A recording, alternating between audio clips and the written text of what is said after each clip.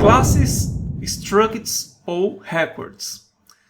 Talvez você já conheça os três, talvez já tenha até utilizado, mas será que você sabe explicar a diferença entre os três? Ou melhor, qual é o cenário ideal para utilizar cada um deles? Pode parecer simples, mas não é muito não, viu? Além de você conhecer então structs, classes, records, você tem que conhecer também as combinações. Você pode ter uma record class, uma record struct. Pois é, tem bastante coisa para entender de situações aí, né? E você pode estar se perguntando, pô, mas eu programo há tanto tempo, eu nunca precisei saber disso. Mas é aí que mora o segredo de uma aplicação mais performática. Ainda mais agora que a gente programa para cluster, né, para um Kubernetes, então você tem que pensar num pod, que tem uma memória muito menor, então você tem que cada vez otimizar e gerenciar melhor o consumo dessa memória, né? Então, quanto mais escalável a sua aplicação, né, ou deveria ser, né, mais escalável, mais você tem que se preocupar com esse tipo de coisa. Então é muito importante você saber a diferença e quando utilizar cada uma delas. Não conhece o suficiente? Não se preocupa, tá? Afinal, eu estou aqui justamente para te explicar. Mas antes, eu gostaria de agradecer você, que é o nosso assinante aqui no canal, porque nós atingimos uma meta muito esperada, que era a meta dos 10 mil assinantes. E eu estou, obviamente, muito feliz com isso e gostaria, inclusive, de te agradecer, né, por você ser sempre a pessoa que vai lá, clica no like, se inscreveu, porque isso pode até ser um gesto muito pequeno para você, né? Fazer a inscrição no canal, dar um like, mas para a gente é muito importante. Não só o like quanto as inscrições, porque é isso que faz o nosso canal crescer, o YouTube recomendar nosso conteúdo para mais pessoas, né? Inclusive é essa a motivação que nos move a gravar o próximo vídeo, né? Vídeos legais como este, que eu venho trazendo para você. Bacana? Então, muito obrigado. E, novamente, eu venho pedir, né, esse aqui é um novo vídeo, então um novo like. Clica aí no like, ajuda a gente. Comenta no vídeo, compartilha com seu amigo. Tá legal? Com certeza você está ajudando a gente a crescer e isso vai retornar para você com mais vídeos bacanas. Como eu sei que você é uma pessoa legal e já clicou no like, eu vou chamar a vinheta e já volto.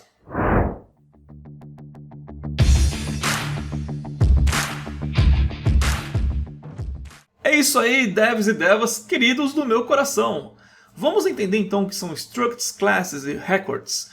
Bom, eu já dei a dica lá atrás do porquê que eles existem, tá? Se não precisasse, tudo se resolvia com classe, certo?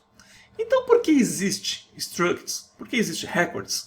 É para te dar uma oportunidade de gastar menos memória, ok? Tudo isso gira em torno de alocação, tá certo? Então o que nós vamos ver aqui é como funciona por baixo dos panos. Só que para isso eu vou ter que te explicar um pouco, caso você não saiba, sobre o gerenciamento de memória no .NET. Tá? E para isso, obviamente, eu trouxe um slide animado, porque eu sei que você adora. Bom, então é o seguinte, vamos falar um pouco de gerenciamento de memória. Vamos aqui para o meu slide e continuamos. E aí, tá gostando desse vídeo? É um oferecimento da Desenvolvedor.io, a maior e melhor plataforma de cursos da Microsoft do Brasil. Acesse desenvolvedor.io. Bom, devs e devas, é o seguinte, gerenciamento de memória no .NET ocorre da seguinte forma. Nós temos aqui a stack e a heap, que são dois tipos de espaços onde o .NET vai alocar as nossas variáveis, valores, enfim, né? Eu não vou ser muito profundo nessa explicação porque dá para ir muito longe, mas eu vou te dar toda a noção necessária para você entender. Bom, a stack é diferente da heap, né? A stack é bem pequenininha, tá? Olha só, a stack ela tem 1 MB se o seu sistema operacional for 32 bits ou 4 se for 64. Independente de ser 32 ou 64, é muito pequeno esse espaço, dá até medo de gastar, certo? Já a heap não tem esse limite, tá? Em sistemas operacionais 64 é ilimitado, né? No entanto que o próprio Visual Studio 64 ele dá uma bela de uma gastada na memória, não sei se você já percebeu. Não é coisa do .NET, tá? Outras plataformas como Java também gerenciam memória da mesma forma. Diferente do C++, por exemplo, né? Que você tem que gerenciar a memória com muito mais cautela porque não tem tudo isso aqui. Bom, qual que é a diferença entre a stack e a heap? Né? Você provavelmente já ouviu falar em objetos value types e reference types, né? Objetos de valor e objetos de referência, certo? Vamos entender uma coisa. A stack ela só faz alocações de tipos primitivos que são os value types, né? Objetos de valor. Então aqui, por exemplo, um int, que aqui tem um número 33, uma flag, o nome da variável, tá? É true, ok? Então, nesse caso, você tem essas alocações simples de tipos primitivos sendo sempre feitas na stack. Já a heap você deve pensar, bom, a heap deve ser para tipos complexos. O que são tipos complexos? Classes, objetos que nós desenvolvemos, certo? Exatamente. Então, por exemplo, aqui na stack nós vamos ter aqui o cliente, que é um tipo complexo. Só que o cliente ele não está alocado na stack. Ele existe ali uma referência, tá? Uma referência de um endereçamento que aponta para o outro bloco lá de gerenciamento de memória, que é o heap. Onde lá você vai ter os dados da sua classe, onde o nome do cliente vai ser Eduardo, ativo igual a true, porque a heap é muito mais espaçosa e você consegue alocar objetos lá com mais facilidade. Só que, obviamente, a stack vai ser a sua referência. Então, quando você pedir por aquela variável, ela tem que te dizer onde buscar ela na heap, tá bom? Por isso que, por mais que a alocação do dado fique na heap, né, a stack possui, né, o dado, né, daquela variável. E aí você entende o porquê é chamado de objeto de valor ou objeto de referência, né? O objeto de valor é um objeto primitivo, onde o valor dele está diretamente gravado ali na stack. E o objeto de referência é quando ele está apontando, fazendo referência a um outro dado que está na heap. Se você copia uma variável do tipo int, por exemplo, e altera o valor, né, de uma dessas variáveis que você copiou, né, você duplicou, você altera só de uma. Se você tem um objeto, né, e você cria uma outra variável apontando para aquele objeto, se você muda o objeto, você muda para as duas, porque ele está fazendo sempre uma referência, né? Então os dois objetos estão apontando para a mesma referência. Tá legal? Entende isso, que isso é o básico, mas é engraçado, muita gente não tem essa noção, né? Bom, aí nós temos a presença aí do Garbage Collector, né, que é o famoso lixeiro do .NET. O que ele vai fazer? Ele, de tempos em tempos, ele vai limpar a memória heap, obviamente, para que ela não fique guardando bobagem, né? E uma coisa interessante sobre o Garbage Collector, que ele trabalha em 3 níveis, né? O 0, o 1 e o 2, né? O Gen 0, o Gen 1 e o Gen 2.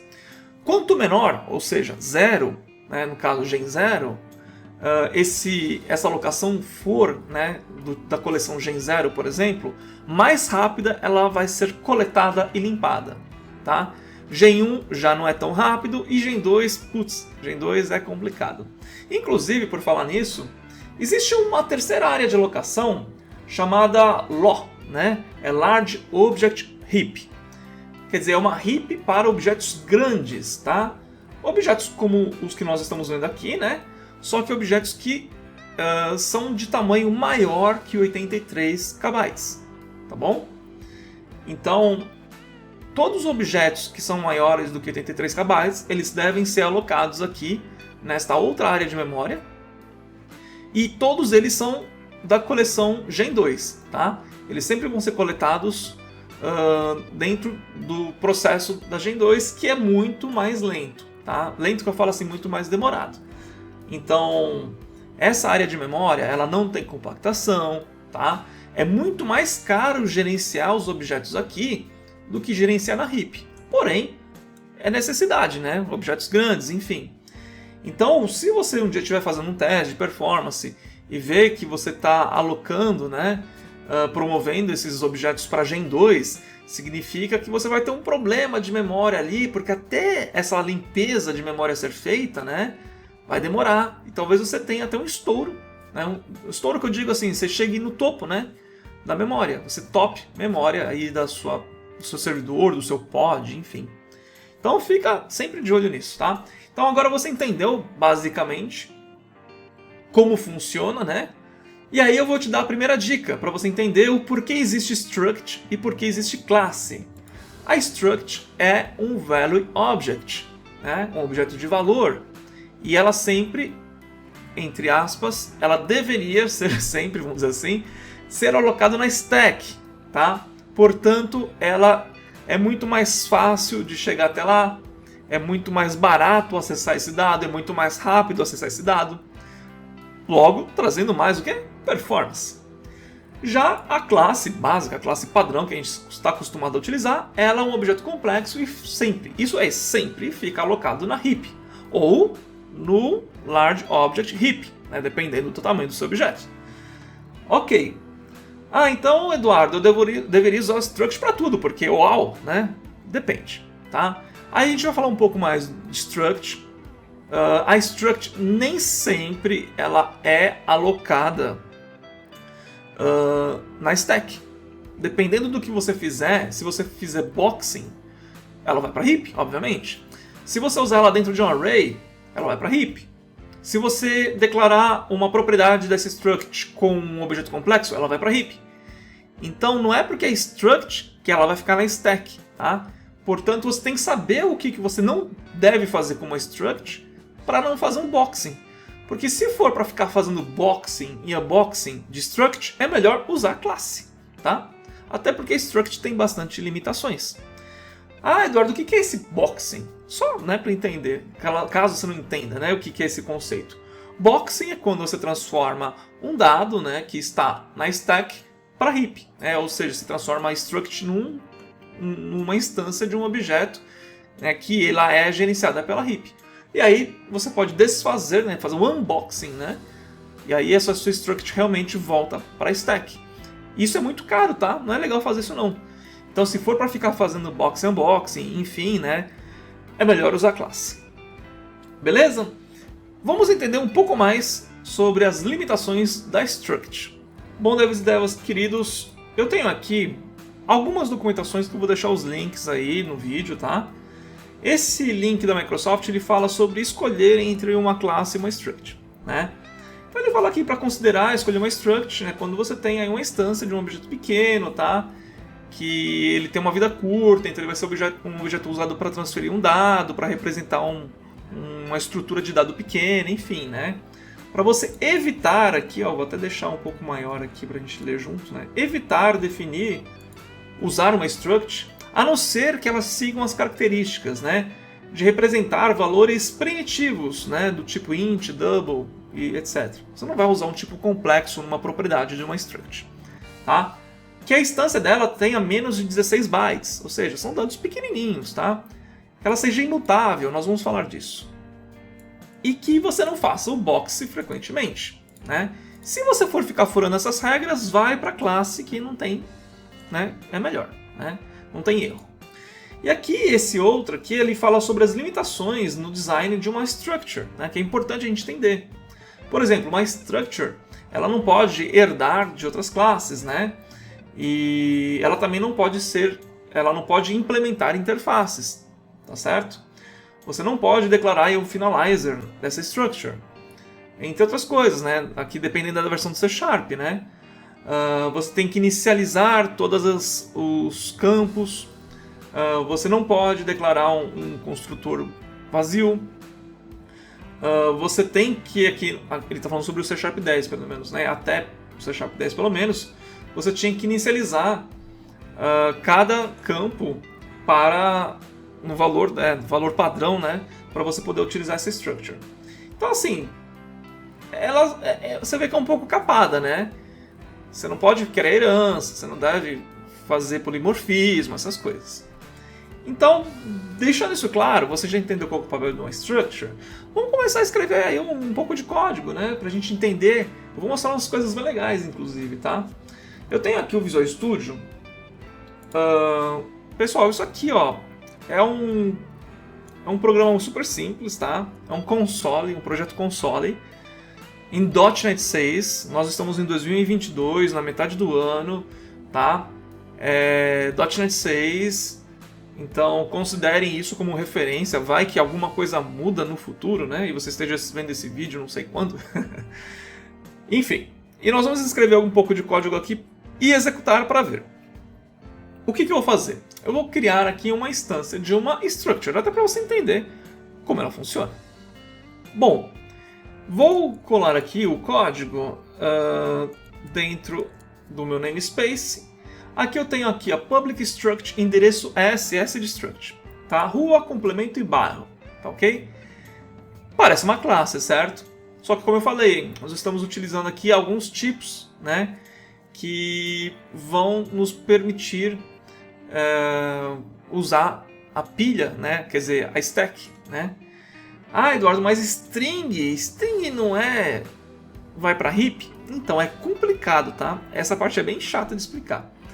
Mas não se apegue exatamente a esse ponto agora, ok? Vamos falar da estrutura, né, da sua struct, ok? Então ela é basicamente uma mesma coisa, né? Só que ela tem as suas limitações conforme nós vimos. Você poderia utilizar um construtor aqui? Poderia, tá? Dependendo da versão do C# que você estiver utilizando. Você não precisa inicializar os dados como você tinha que fazer antes. Então é bem simples utilizar uma struct. Uma struct. Por exemplo, aqui ó, eu vou copiar um pouco de código que eu tenho aqui. Ó, vou colocar um construtor aqui, ó, pronto. Posso ter um construtor, tá?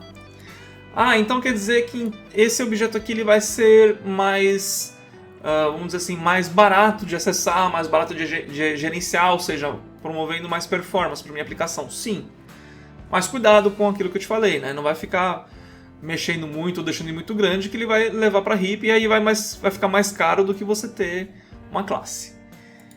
Ok. Ah, mas quer dizer que a struct é imutável? Não. Ela pode ser imutável, mas ela não é imutável por natureza, tá? Se eu vir aqui criar uma instância desse objeto, eu consigo modificar ele depois. Ah, o que é imutabilidade? O conceito de imutabilidade é assim que você cria uma instância de um objeto com os dados desse objeto, você não possa mais alterar esses dados. Você teria que criar um outro objeto com outros dados para ter outros dados daquele tipo, né?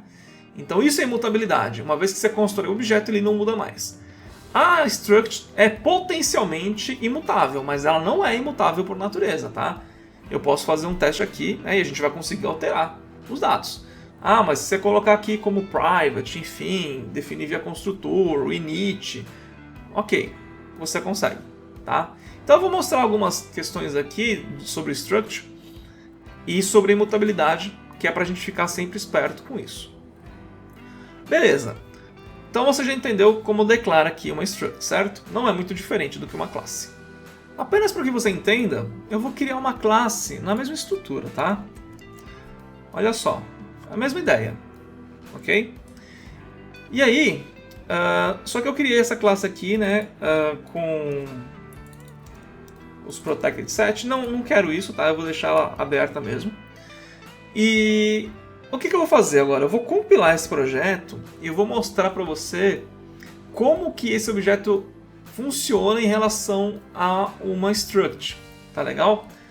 E para isso eu vou utilizar o .NET Peek, que é uma ferramenta da JetBrains, né?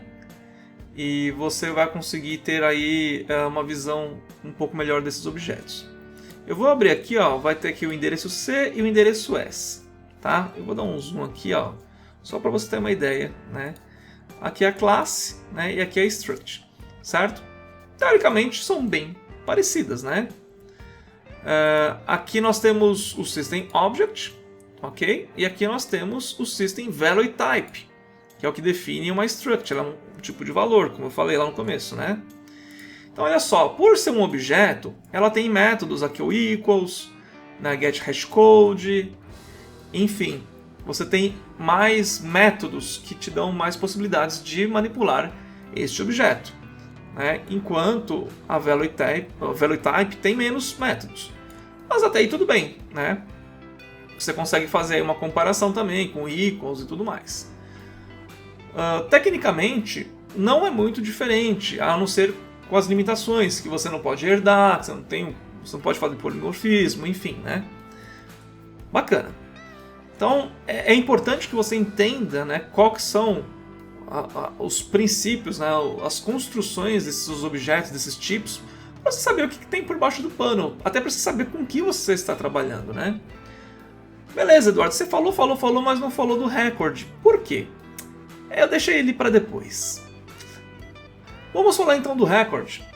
Bom, nada melhor do que escrever um código, né? Eu vou escrever um código record igualzinho esse que nós fizemos aqui, tá?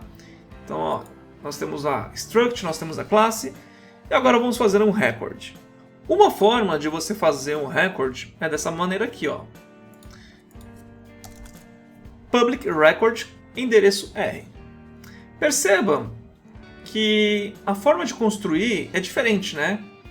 Eu já abro aqui, já passo os parâmetros, né? Como se fosse um construtor e acabou.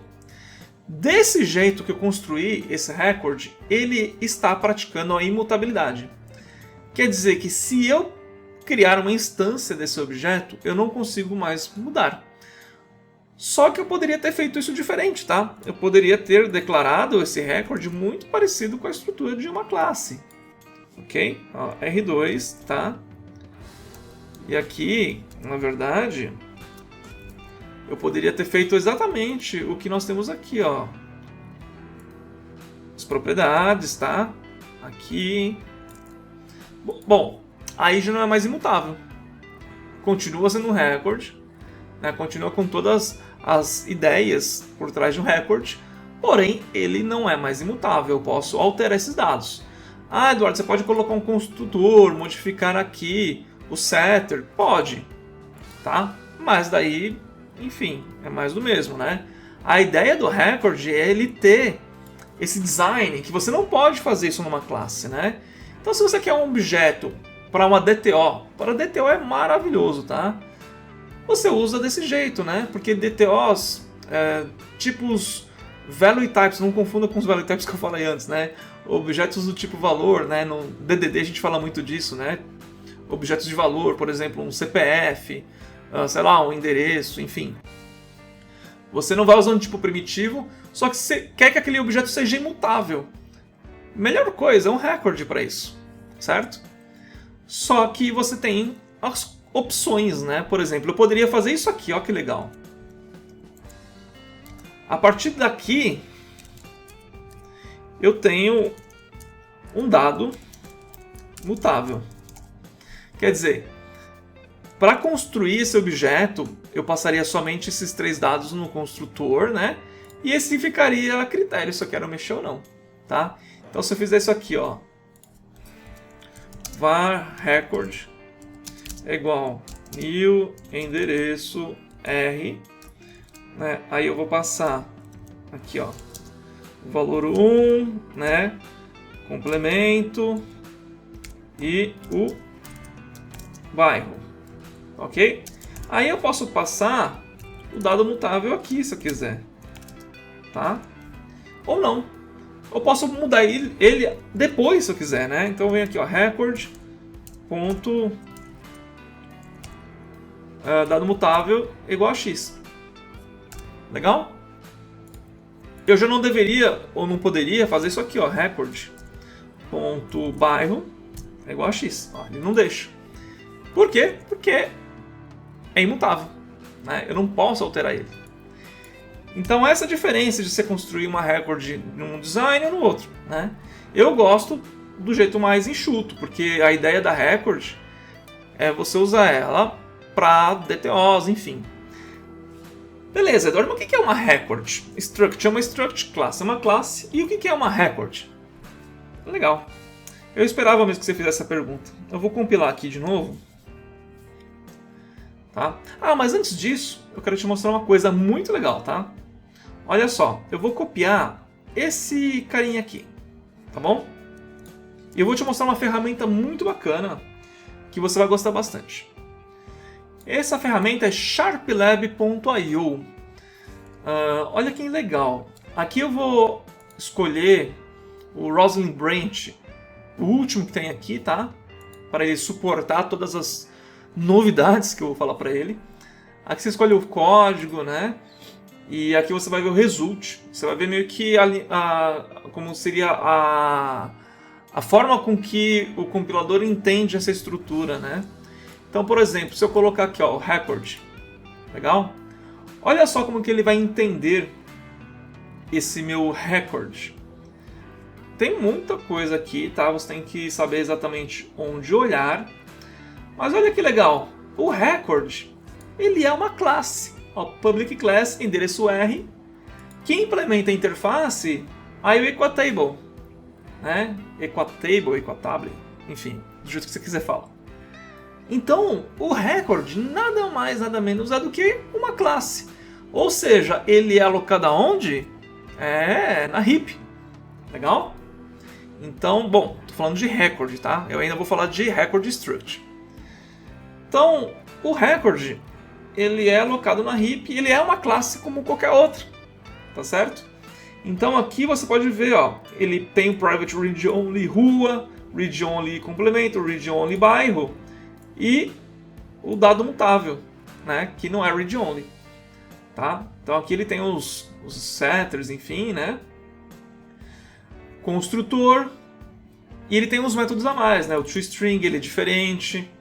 Ele tem esse print members que ele vai sempre printar, né, de uma forma diferenciada, né, o objeto. Ele tem os operadores diferente igual, ele faz a sobrecarga desses operadores, né? Enfim, tem umas coisinhas a mais. Se eu quisesse construir uma classe que se comportasse exatamente como uma record, eu poderia fazer, sabia? Vou te mostrar. Eu vou colar aqui essa ideia, né, de uma classe que se comporta como uma record. Olha só que interessante. Deixa eu diminuir um pouco o código aqui. Eu tenho então o endereço CR. Ele é uma classe que implementa a interface Equatable, tá? Tem lá o construtor dele, beleza? Aqui, opa, esqueci de mudar um dado aqui, né? Pronto. Aqui ele tem o Equality Contract, que ele vai retornar o tipo dele, tá? Aqui ele tem aquele método equals, que ele altera.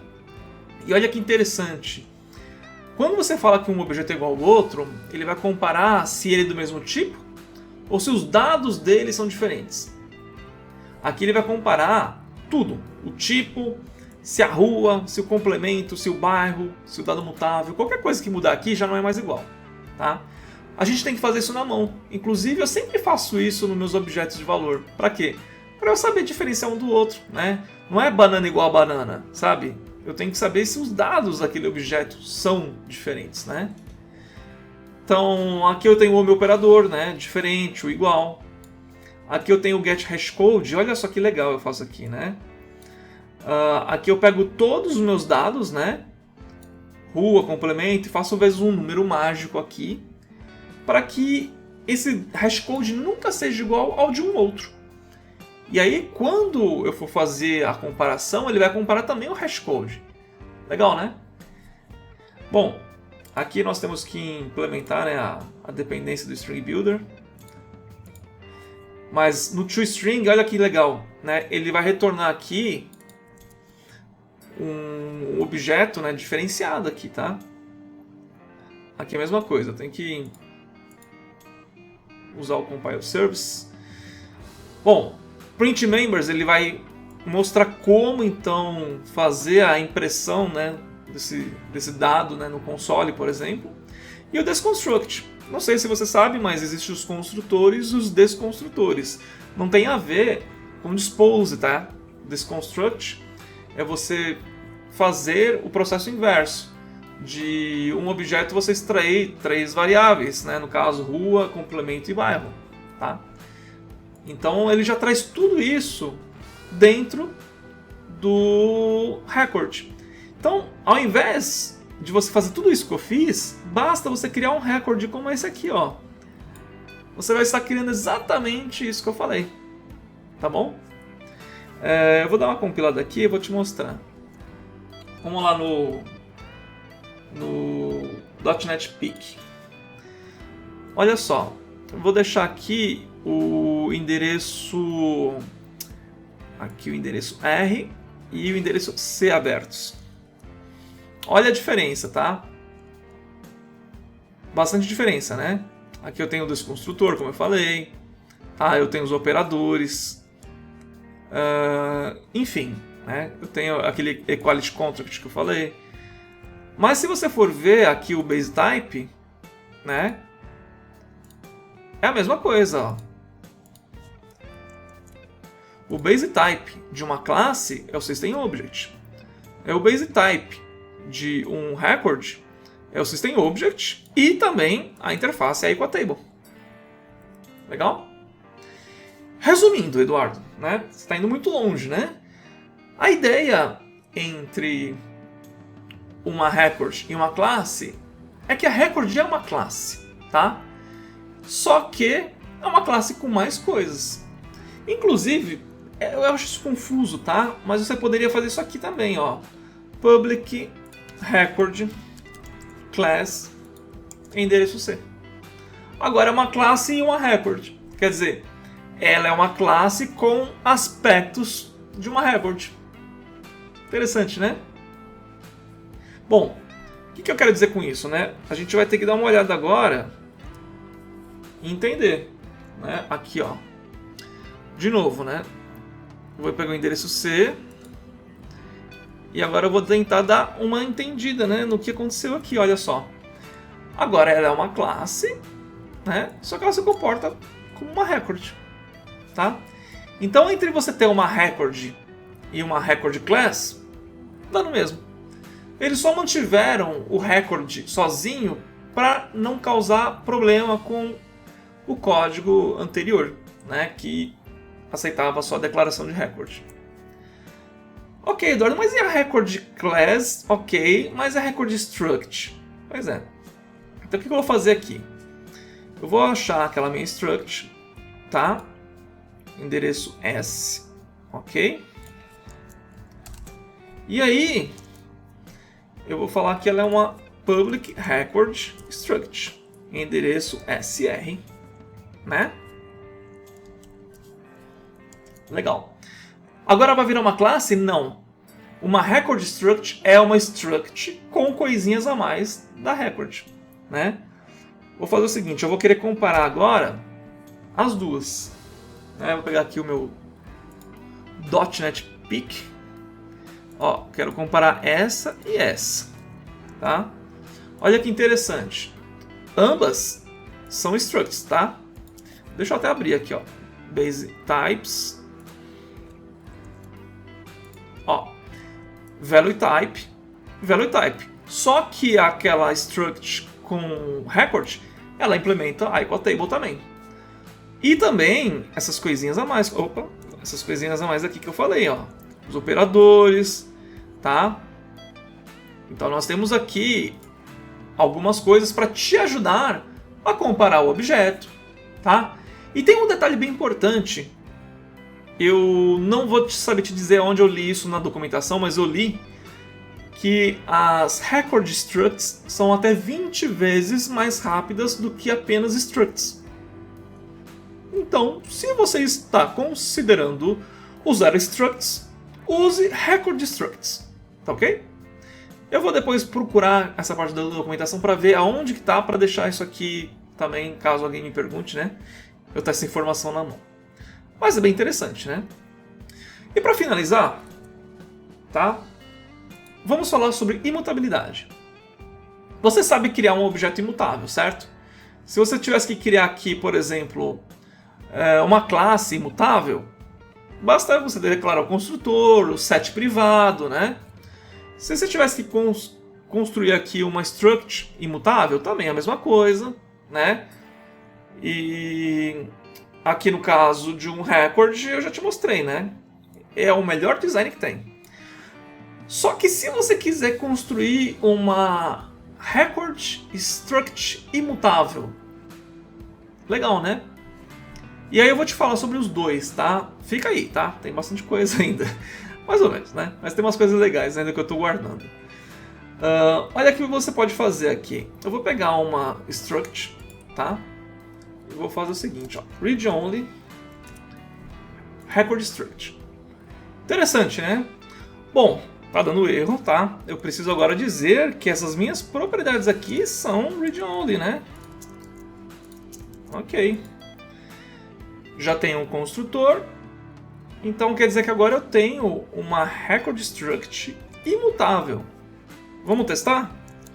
Vira aqui, ó, por exemplo, var test struct é igual new endereço CR. Aqui eu vou passar então, né, x.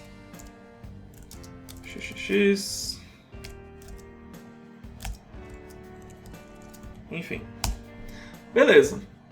Se eu fiz aqui a test struct.bairro é igual alguma coisa, não posso. Quer dizer, o meu dado é imutável. Legal? A minha struct é imutável, né? Significa que eu tenho uma struct que ocupa, se eu seguir, né, as recomendações de como criar uma struct, ela vai ocupar a stack, ela vai ser mais barata de acessar, mais leve, enfim, e vai ter aí os benefícios de uma record, né? Que é a questão de como que você vai comparar esse objeto com outros, enfim, que vai te dar vantagens em trabalhar com dados, né, do tipo estrutura de dados simples, né? Que seja uma DTO, que seja aí uma parte de um dado que você vai utilizar numa entidade, enfim. Bacana? E aí, né, se você for, por exemplo, aqui, né, printar o bairro, né, desse test struct, obviamente, né, você vai ter o resultado aqui, ó, né? Então, beleza. Nós temos uma struct, quer dizer, uma record struct imutável. E aí entra uma coisa muito bacana, muito legal, que eu deixei para falar por último, que é uma questão de imutabilidade, só que é um conceito que nós chamamos de non-destructive mutation, né? Mutação não destrutiva. O que significa isso? Vamos dar uma olhada aqui na nossa record. Essa record aqui, ó, que ela é imutável, tá? Pelo menos nessas três propriedades aqui são imutáveis, né? Então, se eu quiser fazer uma cópia desse objeto e mudar, eu não consigo. Um exemplo aqui, né? Var... Ah, não, já tenho ele aqui, inclusive, tá? Eu vou fazer, então, var test é igual a record, ok? Beleza. Então, agora eu tenho uma cópia de record, né? Test.bairro é igual, sei lá o que, x. Não posso. Não é porque eu copiei que eu posso mudar. Mas e se eu quiser modificar esse objeto e ter uma cópia dele, só que diferente, né? Para eu não ter que instanciar ele novamente, eu só quero copiar os dados desse objeto para um outro objeto e modificar, né? Eu posso, tá? Olha que legal. De vez fazer isso aqui que eu fiz aqui embaixo, né? Vou fazer o seguinte, ó. Test igual a record with. Aí eu passo o que eu quiser, ó. Por exemplo, o bairro é igual a x. Quer dizer que eu tenho a condição de copiar este meu record com todos os objetos, quer dizer, com todas as propriedades populadas para essa outra variável e modificar aquilo que eu quero durante essa declaração. Ou seja, é uma mutação não destrutiva, porque eu não estou destruindo o meu objeto original. Eu estou copiando ele e modificando aquilo que eu achar que tem que modificar. Legal? Isso permite que o meu objeto continue sendo imutável, só que eu possa criar cópias com mutações, né? Então é uma mutação não destrutiva. E para acontecer isso por baixo, método de clonagem, shallow copy, enfim, tem umas coisinhas, né, por baixo do capô que fazem isso acontecer. E essa palavra reservado with, né, é uma diferença aí para quem vai trabalhar com record que tem que conhecer, porque isso aqui é muito legal, né? Por isso que eu falei, olha, para trabalhar com DTO, com objeto de transporte de dados, né, que eu falo, até mesmo tipos de valor, né, tipos complexos, né, de valor, que não sejam entidades no DDD que eu falo, né, que sejam um CPF, um endereço, enfim, record é muito bacana para isso. Obviamente que se você estiver buscando performance, você pode usar uma struct com record.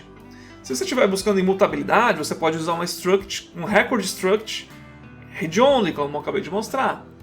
Agora, se você estiver buscando até assim, a mesma vantagem, só que você não está interessado em ter uma struct, que você vai fazer boxing, que você vai usar tipos complexos, usa record. E você pode aplicar imutabilidade com um design muito simples, né? Como a gente pode ver aqui, né? Se não tivesse essa propriedade aqui mutável, né? Olha só, super simples, tá? E funciona muito bem. Então, record é uma coisa que tem que entrar no seu cotidiano, né? No seu repertório de código. Você precisa usar isso, porque isso é muito legal, tá? Enfim, essa foi minha colaboração. Espero que você tenha gostado, espero que você use isso aqui, tá?